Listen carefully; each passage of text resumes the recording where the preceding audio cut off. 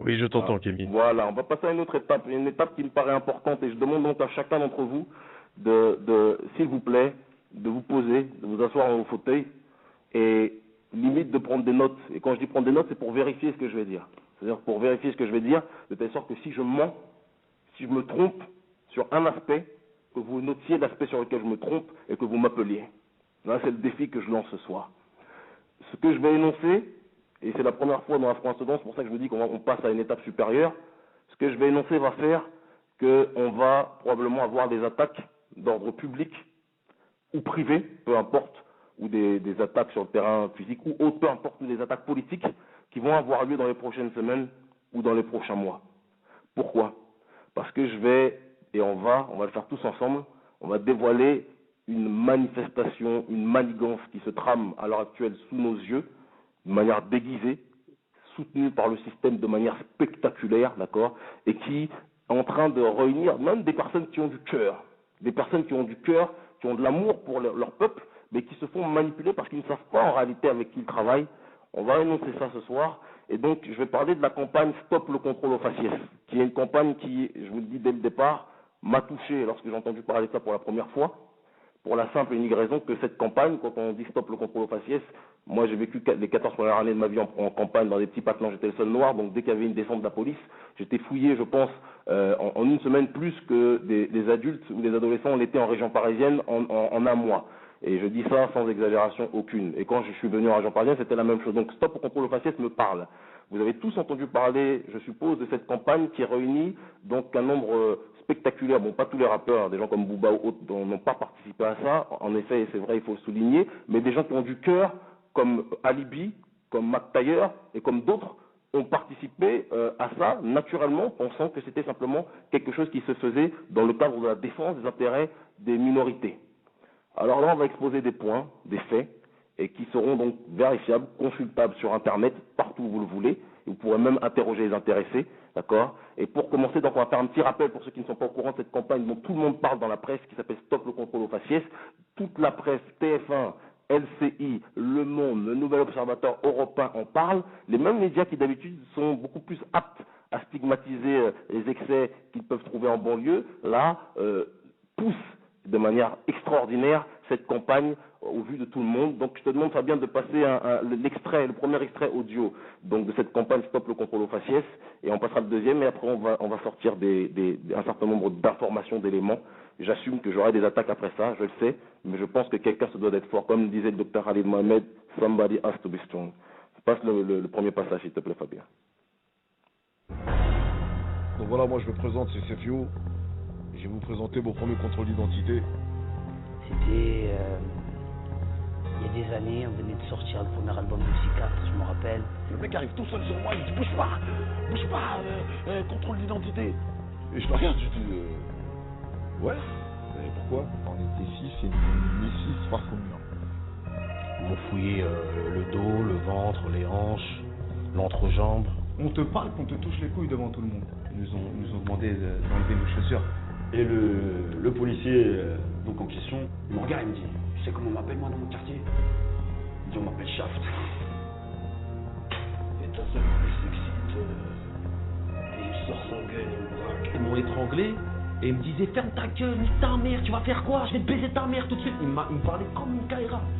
Et là, grosse embrouille. Les keufs ils viennent, on m'attraque dans la gueule, balayage, mon pote Jalel par terre, il se fait défoncer la gueule. Ce qui fait que tout le monde criait quoi? Ils ont Canesso! Ils ont Canesso! Ça veut dire quoi? C'était grave chaud dans le quartier. C'est pour ça que quand on voit la police, même si on n'a rien à voir, on court. Quelqu'un qui court, armé, derrière quelqu'un que tu connais, sans réfléchir. Tu cours, c'est normal. J'ai compris cette peur-là, cette relation avec la police et les jeunes. C'est un jeu, c'est une chat et la souris. Il s'amuse avec toi, il galère. Toute ma jeunesse, je me suis fait contrôler pour rien du tout.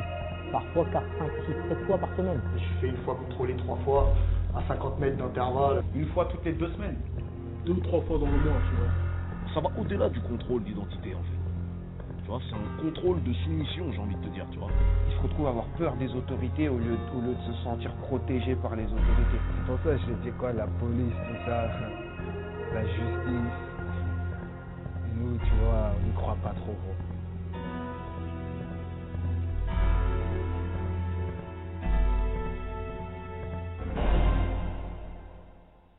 Donc c'était un premier extrait donc, de cette campagne Stop le contrôle aux faciès, comme je vous dis, campagne spectaculaire qui n'a jamais, je ne connais pas moi de souvenir, de mémoire, une campagne issue à la base, prétendument parlant, en tout cas des milieux noirs ou arabes, qui a été autant soutenue par les médias. La dernière fois qu'on avait eu un essor aussi grand médiatique, c'était pour SOS Racisme dans les années 80.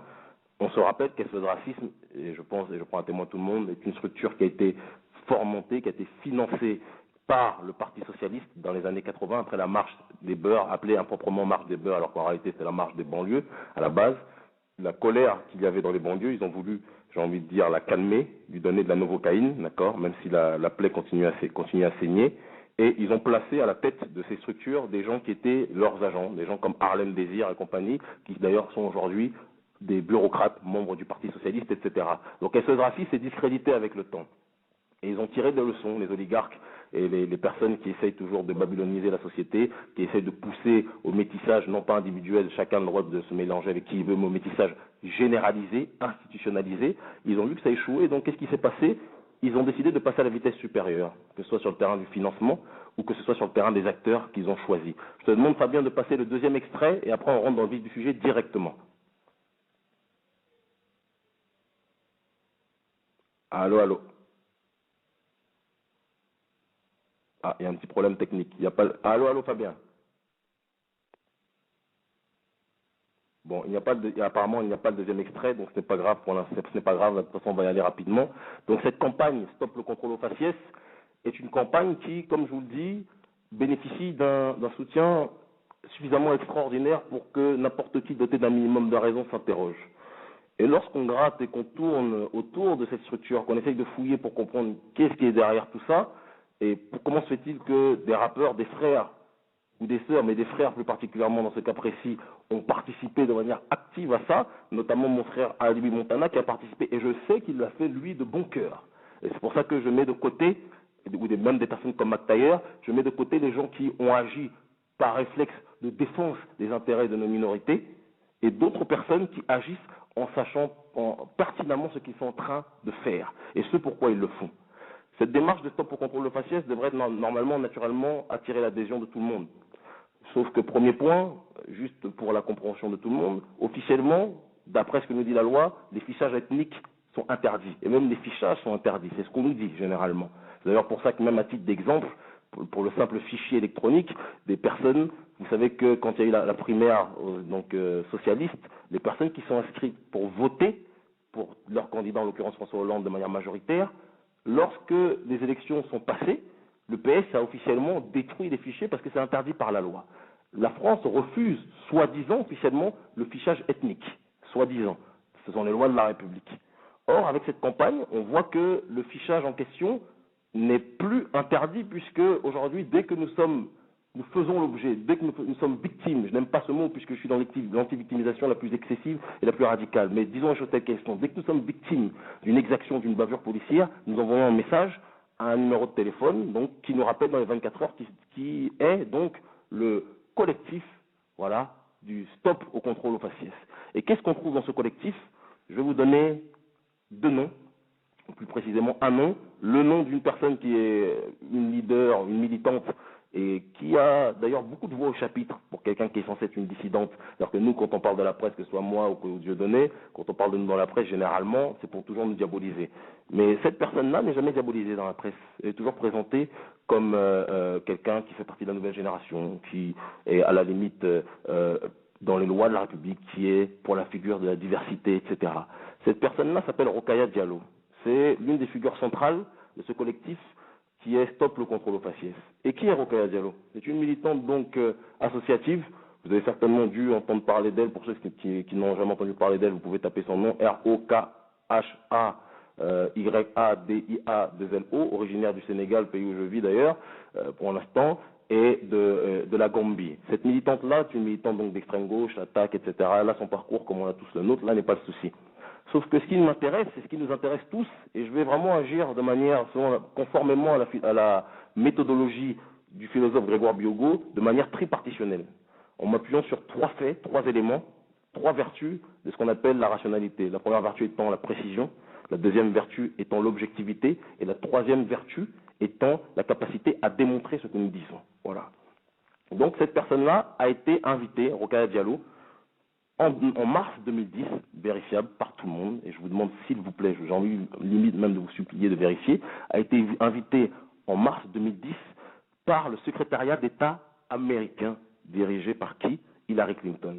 Vous vous souvenez que c'est ce secrétariat d'État américain-là qui est responsable en grande partie de la chute de Kadhafi, secrétariat d'État américain qui travaille avec une autre personne dont je vais vous demander de retenir le nom s'il vous plaît, parce qu'il aura une très grande importance dans l'explication que je vais donner, dans les révélations que je vais sortir, que je vais donner dans quelques secondes, donc qui travaille en collaboration avec George Soros, milliardaire mondialiste américain, juif de confession mais c'est pas ça le plus important, mondialiste américain, qui se présente comme philanthrope, mais qui en réalité est responsable de beaucoup de choses. Donc cette Rokhaya Diallo-là a été invitée par le secrétariat d'État américain pour se former à la vision de la diversité qu'avait non pas la rue américaine, c'est-à-dire qu'on ne parle pas là de mouvements de masse de rue tels que la Nation of Islam du ministre Farrakhan, non, c'est pas ça que Rokhaya Diallo est allé rencontrer.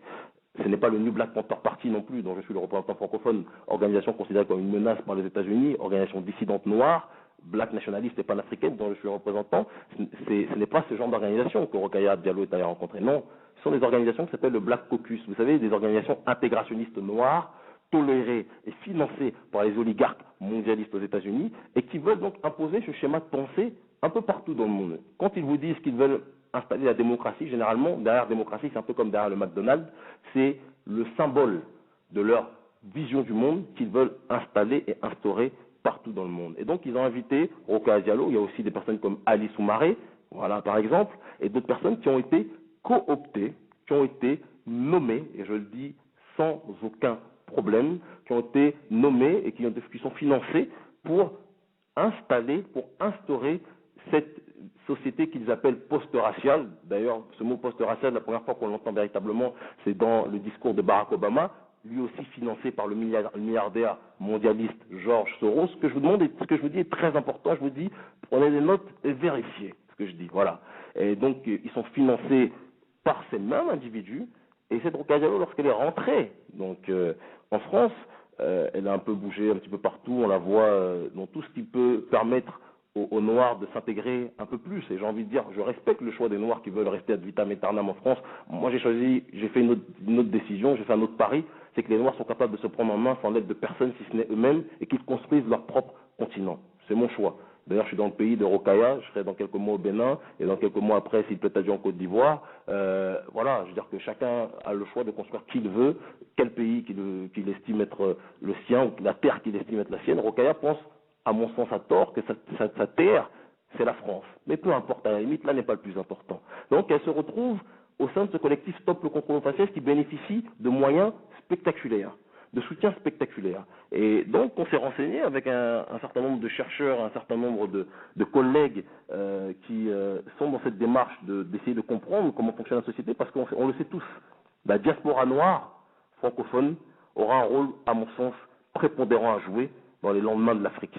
Soit elle aura le rôle de paillasson des oligarques, et on les retrouvera comme des tapis en France, soit elle aura un rôle, à mon sens, de personnes qui travailleront avec leurs frères sur le continent, non pas en leur donnant des ordres sur le continent de la Terre-Mère, mais en travaillant avec eux, en les respectant et en avançant ensemble pour faire naître et renaître de ses cendres le panafricanisme. Donc moi j'ai choisi cette deuxième option, d'autres ont choisi la première option. Et il se trouve que dans ce collectif Stop le contrôle aux faciès, il y a un organisme qui est assez exceptionnel parce qu'il est connu un petit peu de tout le monde, de tous les spécialistes de la mondialisation et de la babylonisation des sociétés, qui s'appelle si je ne m'abuse, d'accord, SI, l'Open Society Institute. Comme son nom l'indique, l'Institut de la société ouverte. Comme son nom l'indique, quand on dit société ouverte, c'est société qu'on veut voir mondialisée, société qu'on veut voir ouverte à tout le monde, pas de limites, pas de frontières, etc. Et cet institut-là, donc, est créé par qui? Le milliardaire George Soros. Donc, je vais vous parler un petit peu plus précisément de ce qu'est l'Open Society pour que tout le monde comprenne exactement de quoi on parle. Et pourquoi cette structure qu'est l'Open Society a financé une étude qui a été reprise donc par le CNRS, d'accord, par monsieur Lévy et monsieur Joubar, si je ne m'abuse, pour justement voir le nombre de discriminations qui pouvaient exister. Parce que généralement, ces mondialistes-là, s'appuient sur des choses qui existent. Ils s'appuient sur des frustrations réelles du peuple. Et ils mettent leur grain de sel pour récupérer une colère qui existe, d'accord, et la détourner pour leurs propres intérêts. C'est ce qu'ils font généralement. Ils s'incluent dans le concert des nations et poussent les gens à la mondialisation. Donc, l'Open Society Institute de George Soros, c'est l'infiltration dans 60 pays. Plus de 600 millions de dollars, et ce que je dis est vérifiable, tapez sur Internet, regardez, déversés chaque année dans des pays pour financer des militants et des milieux associatifs qui sont dans cette démarche justement de la mondialisation. En 2002, George Soros reconnaît avoir versé plus de 2,1 milliards de dollars en 5 ans, d'accord, dans ses ONG pour la subversion mondialiste des pays d'Europe centrale et de l'Est. Il faut savoir que George Soros, outre le fait qu'il est un mondialiste reconnu pour avoir fait sauter la Banque d'Angleterre, ce milliardaire donc mondialiste américain juif, il est aussi connu pour être celui qui est à l'origine des révolutions dites orange et rose en Europe de l'Est, c'est-à-dire donc en Ukraine et en Géorgie. C'est lui qui a fait tomber des régimes qui étaient opposés à la sphère mondialiste américaine des groupes Bilderberg et autres, et c'est lui qui a financé la révolution prétendument démocratique en prenant exactement comme ils le font là actuellement avec le Stop le contrôle au faciès, en prenant des acteurs de terrain qui sont américano-compatibles, mondialisto-compatibles et qu'ils financent après pour leurs propres desseins. Alors, c'est toujours bon de savoir que George Soros est un membre éminent de groupes tels que Bilderberg. Et là, je ne suis pas dans le conspirationnisme, pas du tout, je donne juste des faits qui sont vérifiables, et n'importe quel militant panafricain ou autre, ou nationaliste français, ou intégrationniste, même peu importe, quelles que soient vos identités, vos étiquettes, vous pouvez vérifier ce que je dis et voir si ce que j'énonce est faux. Donc il est membre du groupe Bilderberg, l'un des groupes les plus puissants aujourd'hui sur le terrain de la mondialisation, membre de la commission trilatérale du CFR. Voilà qui est ce George Soros. Il a une nébuleuse d'ONG qu'il a créée pour diffuser ses idées et donc par conséquent évidemment tirer des bénéfices dans les pays où ces ONG sont installées. Human Rights Watch et Project Syndicate, Open Society pour l'Afrique de l'Ouest ainsi que pour l'Afrique australe. Il a fondé d'ailleurs avec Tony Blair l'initiative relative à la transparence dans les industries extractives, connue en anglais sous le nom de EATI, là aussi c'est encore vérifiable, dont le vrai but est le pillage des matières premières. D'ailleurs, plus de 23 pays sont dans son collimateur, en majorité des pays africains. Les médias occidentaux ont conduit au bombardement de la Libye grâce à la pression et grâce à l'œuvre de structures d'ONG qui sont créées par George Soros, en l'occurrence Human Rights Watch et Project Syndicate. Ce sont eux qui sont à la base de la chute de Kadhafi. Bien longtemps, même avant Bernard-Henri Lévy et compagnie, ce sont ces organismes soi-disant de défense des droits de l'homme qui sont en réalité des organismes du nouvel ordre mondial, de la mondialisation, de la babylonisation des sociétés, qui lorsqu'ils voient des gens qui sont solides et qui sont opposés à leur réalité, trouvent toujours un moyen de les terrasser, tôt ou tard, ou au contraire de les diffamer, pour les démolir et pour les détruire. C'est leur campagne. Soit ils vous tuent, soit ils essaient de salir votre réputation, de vous détruire ou de sortir des mensonges sur vous. Il faut le savoir. Donc ils sont responsables en grande partie de la mort de Muammar al-Kadhafi, du bombardement là aussi en Côte d'Ivoire, parce que quand on sait que l'OTAN bombarde, généralement, George Soros, le milliardaire mondialiste, n'est jamais très loin. Ce George Soros est aussi connu, et là je parle en tant que panafricain, donc par rapport à l'affaire des Blood Diamonds, c'est-à-dire les diamants du sang, via son homme de main et agent de la suprastructure des Beers, d'accord, Maurice Tempelsman, qui est impliqué dans le coup d'État contre mon père sur le terrain du panafricanisme, qui est Kwame Nkrumah. Donc ça, ce sont des éléments qui sont importants à savoir. Et vous me dites, vous pouvez vous dire, d'accord, qu'il nous sort toutes ces informations sur George Soros, mais pourquoi? Eh bien, tout simplement parce que George Soros a financé, et je dis bien financé, et j'assume ce que je dis, et je sais qu'on va en payer les conséquences très prochainement, mais je me dois de le dire, a financé une enquête au CNRS. Donc le CNRS, c'est le Centre National de Recherche Scientifique en France, c'était une officine quand même réputée comme étant solide, comme étant la référence sur le terrain scientifique en France, d'accord, a financé une étude sur les exactions, les discriminations qui pouvaient exister. Comment se fait-il qu'un homme comme Soros, le même qui fait bombarder des pays pour faire tomber des leaders qui dérangent ses intérêts, s'intéresse maintenant soudainement au sort des Noirs et des Arabes en banlieue? Je vais vous répondre pourquoi. Parce que les oligarques ont compris très simplement que l'ancienne version de l'antiracisme et de la manipulation du contrôle justement de nos populations, de nos minorités, de nos communautés ne marchait plus. L'histoire de dire touche pas à mon pote, ça ne marchait plus. Les jeunes et notre génération, noirs ou arabes ou autres, nous voulons quelque chose de plus concret, nous voulons des résultats effectifs, nous voulons exprimer notre douleur. Et Ça, c'est le sentiment que les mondialistes et que les oligarques ont compris. Et donc, qu'est-ce qu'ils font? Ils financent des structures comme Stop le contrôle au faciès, d'accord? Et ils utilisent le militantisme pour mettre en place un contrôle de la population et de l'État. L'utilisation des SMS dont on vous parle donc pour cette campagne de Stop le contrôle au faciès, c'est-à-dire que dès que vous êtes discriminé, vous appelez un numéro de téléphone, l'utilisation de ces SMS permet de ficher les jeunes noirs et les jeunes arabes via leur numéro de téléphone. L'Open Society utilise les immigrés pour pousser l'État français, et c'est exactement, il faut le savoir, c'est exactement ce qu'ils ont fait en Ukraine et en Géorgie, sauf que là, il ne s'agissait pas d'immigrer, mais pour ficher les gens, c'était la même démarche. Ils agissent de la même manière partout. Donc, ils agissent ainsi pour pousser l'État français à confier la formation des policiers, ce qui pour l'instant n'est pas le cas, à une société du sillage de Soros qui s'appelle Lambert Consulting. Lambert, L-A-M-B-E-R-T-H, Consulting comme son nom l'indique. C'est d'ailleurs cette société, dirigée par John Lambert, qui a conçu la méthodologie, d'accord, qui a été réalisée par les analyses statistiques, en tout cas la méthodologie donc réalisée par nos chers scientifiques que sont M. Lévy et M. Jobard, René Lévy et Fabien Jobard du CNRS. Ce sont eux, c'est des gens comme eux qui ont financé cette campagne, qui ont financé cette étude qui a pris du temps, qui ne s'est pas fait en un jour, pour justement que les Noirs et les Arabes aient le sentiment enfin que les discriminations que nous subissons, d'accord, même si je déteste le statut de victime, que ces discriminations soient entendues, soient comprises, et qu'on ait la sensation d'avoir un relais. Et donc, dans un deuxième temps, quel est le but de l'Open Society? C'est de pousser l'État français à privatiser la police. L'État paierait ainsi donc des sociétés privées pour assurer le maintien de l'ordre.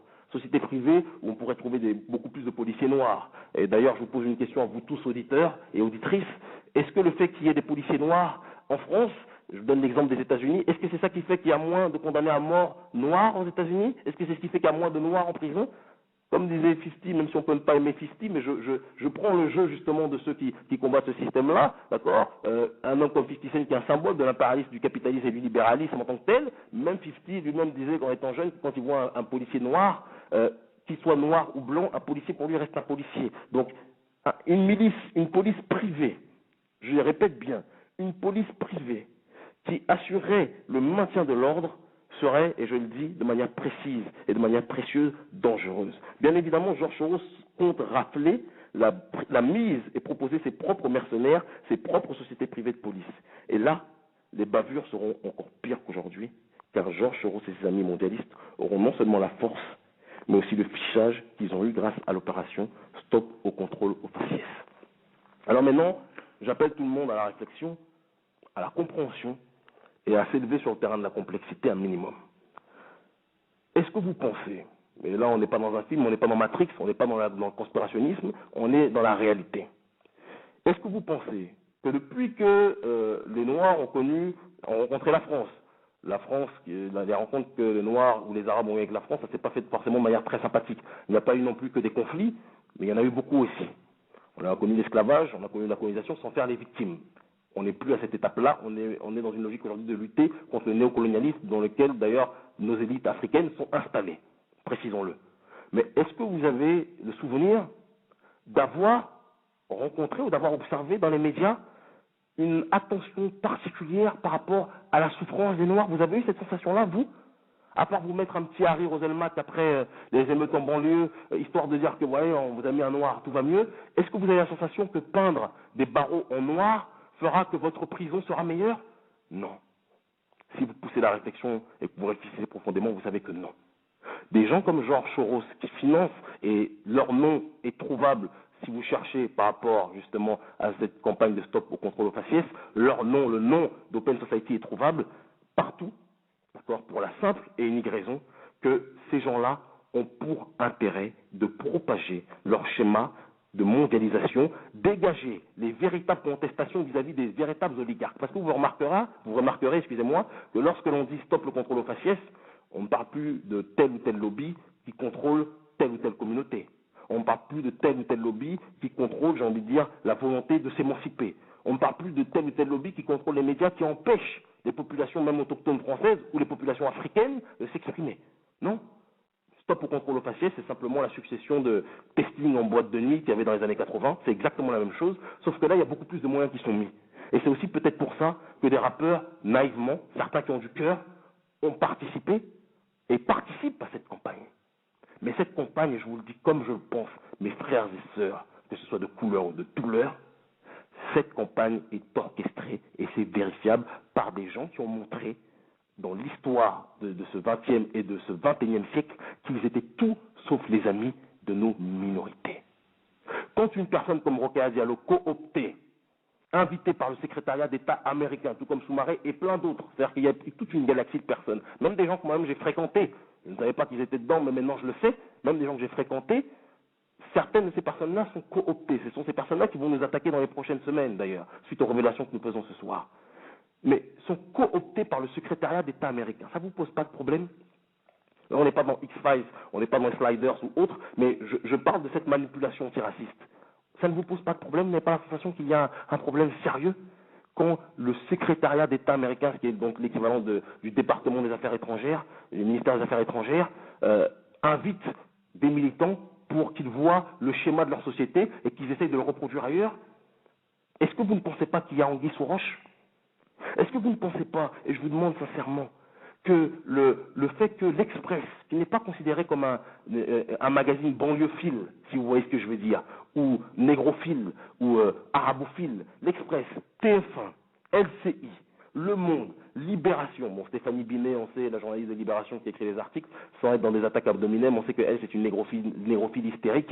Il y a beaucoup d'affaires d'ailleurs la concernant, blanche de peau, mais qui aime beaucoup les noirs, mais là n'est pas le sujet. Donc à la limite, Libération peut mettre ça de côté, mais Nouvelle Obs, l'Express, Canal+, Europe 1 et compagnie, qui font l'apologie de ce contrôle, sachant que normalement le fichage ethnique doit être interdit, ne pensez-vous pas qu'il y a anguille sous roche?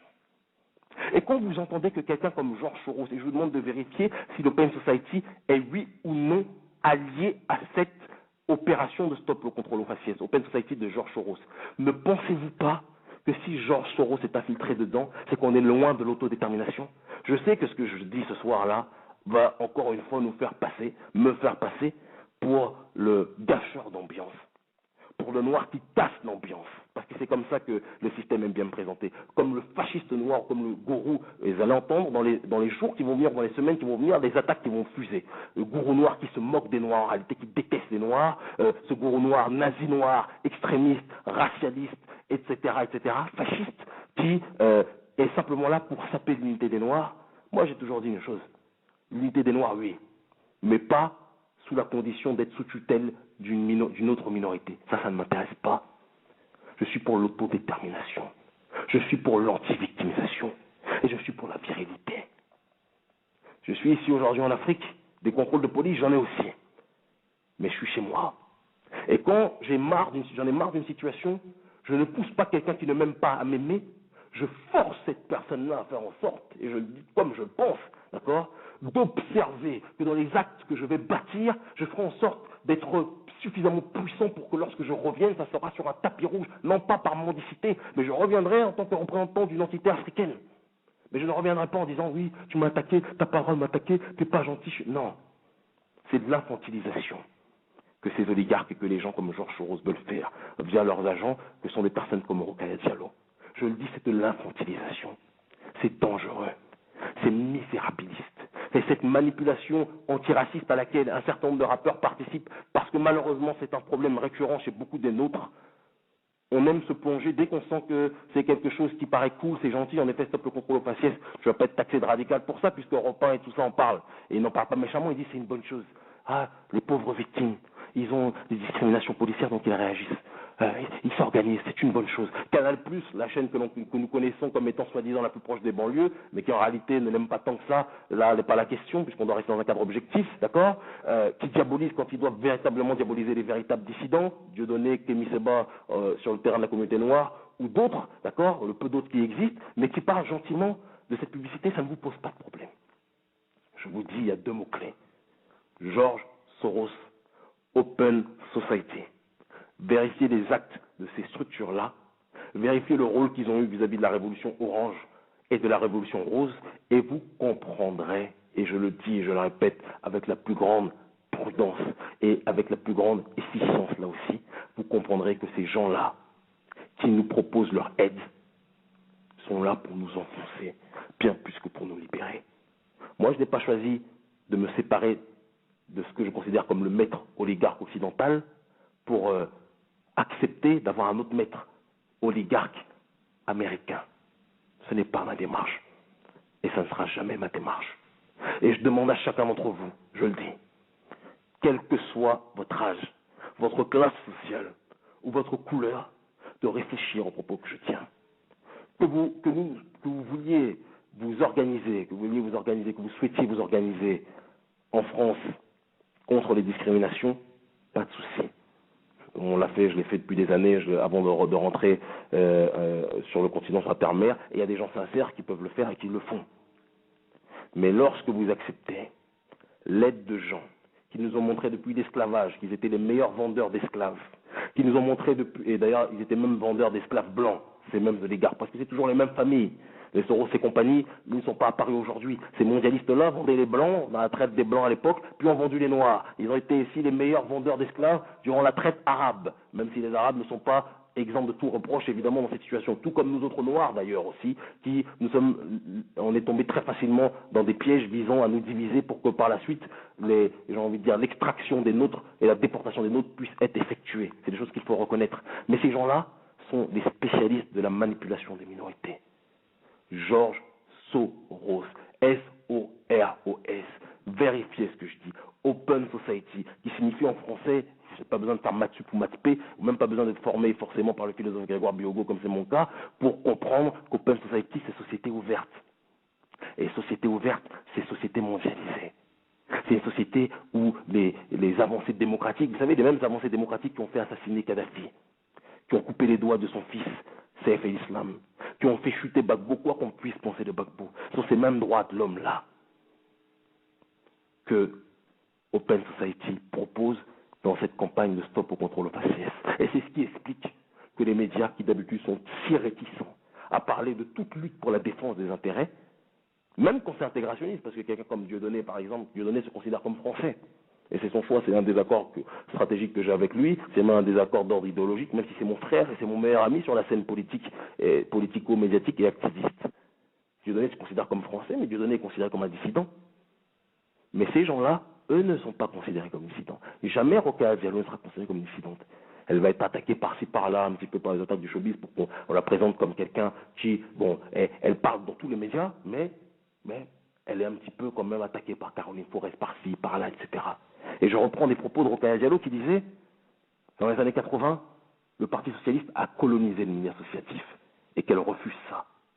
Mais le problème de Rokhaya, et le problème de ce collectif, et le problème de ses choix, le fait d'avoir accepté ce partenariat avec ces élites mondialistes américaines, c'est qu'aujourd'hui Rokhaya, elle a refusé d'un côté ce qui est une chose louable, le colonialisme politique du Parti Socialiste et de ces millionnaires-là qui étaient là, Julien Drey, tous ces potes-là qui disaient touche pas à mon pote, généralement touche pas à mon pote d'une certaine ethnie plus particulièrement, et nous on servait juste de crash test, mais elle a accepté de l'autre côté, et c'est encore plus dangereux, cette fois-ci d'être colonisée par des mondialistes milliardaires financiers américains comme George Soros, pour qu'ils puissent avoir des avancées sur le terrain de la défense, de l'intégration de nos communautés. Et je vous le dis mes frères et sœurs, l'intégration de nos communautés en France ne mènera à rien. On l'a vu aux États-Unis. On a vu jusqu'où l'intégration a pu porter les Noirs. Ça les a portés à la Maison Blanche. Un Noir dans une Maison Blanche. Mais un Noir dans une Maison Blanche, ça donne quoi? Ça donne un Noir assis sur un fauteuil et qui obéit aux règles du système dans lequel il est installé. Et quel est le résultat? Quel est le bilan de cette diversité que Rokhaya Diallo veut installer en France? Et cette Open Society veut installer en France. Quel est le bilan de cette diversité-là? Et quel est le bilan de Barack Obama? Bombardement de pays noirs et arabes depuis qu'il a commencé. Intéressant. Je vous demande tous de réfléchir à ça. Je vous demande tous de réagir de manière profonde et de vérifier. Et s'il le faut, m'attaquer, injuriez-moi si je me trompe. Je sais pourquoi j'alerte toutes les personnes qui écoutent ce soir cette émission. Je les alerte, mes frères et sœurs, parce que je vous aime. Et parce que je sais que dans ce stop au contrôle au faciès, il y a des personnes qui m'ont écrit qui sont sincères. Et qui ont du cœur, et qui font ça, et qui agissent, et qui prennent de leur temps, parce qu'ils aiment leur population. Mais à force de confier notre destin à des mauvais bergers, en l'occurrence George Soros, un berger mondialiste, par essence l'un des plus puissants de la planète, je vous le dis, mes frères et sœurs, on va dans le fossé. On a notre terre promise qui est l'Afrique, à l'heure actuelle, qui ne demande qu'une seule chose, c'est qu'on ait le courage de venir la reconstruire. Je sais que pour ça, certains m'accusent de sionisme noir. Le problème, c'est que le garvéisme, c'est une démarche qui est indépendante et qui a séparé. Le Back to Africa n'a rien à voir avec le sionisme, parce que nous, on ne vole pas une terre qui n'est pas la nôtre. On vient sur la terre africaine, donc parce que les pays, la conférence de Berlin, c'est le découpage arbitraire et colonial d'un continent qui ne leur appartient pas. Donc les gens qui se revendiquent de tel ou tel État, moi ça ne me concerne pas. Je ne suis pas béninois, je ne suis pas camerounais, je ne suis pas haïtien, je ne suis pas sénégalais, je suis panafricain. C'est mon identité. C'est mon discours. C'était le discours de mon maître, Dr Khalid Mohamed, et c'est le discours de mon maître sur le terrain philosophique, qui est le philosophe et professeur Grégoire Bioko. Je suis panafricain. Et je vous demande à chacun d'entre vous de réfléchir, parce que les temps qui vont venir vont être très durs. Certains ont intérêt à nous pousser au conflit, au choc des civilisations. Et ces mêmes personnes qui ont parié sur nous, et qui parient sur nous, à l'heure actuelle, en nous finançant pour nos campagnes, stop au contrôle fasciste, etc., seront les mêmes par la suite à financer sur ceux qui vont nous taper dessus, une fois que le rapport de force sera de l'autre côté. Réfléchissez à ça, je vous en supplie. Quelqu'un se doit de le faire. On m'attaquera dans les prochaines semaines pour ce que j'ai dit, on me traitera de haineux, on me traitera de raciste, on me traitera d'extrémiste, mais si je ne le fais pas, personne ne le fera. Voilà, c'était nécessaire qu'on le dise. Fabien, si tu le permets, on va passer donc une page musicale et on revient pour la deuxième partie de l'émission, s'il te plaît.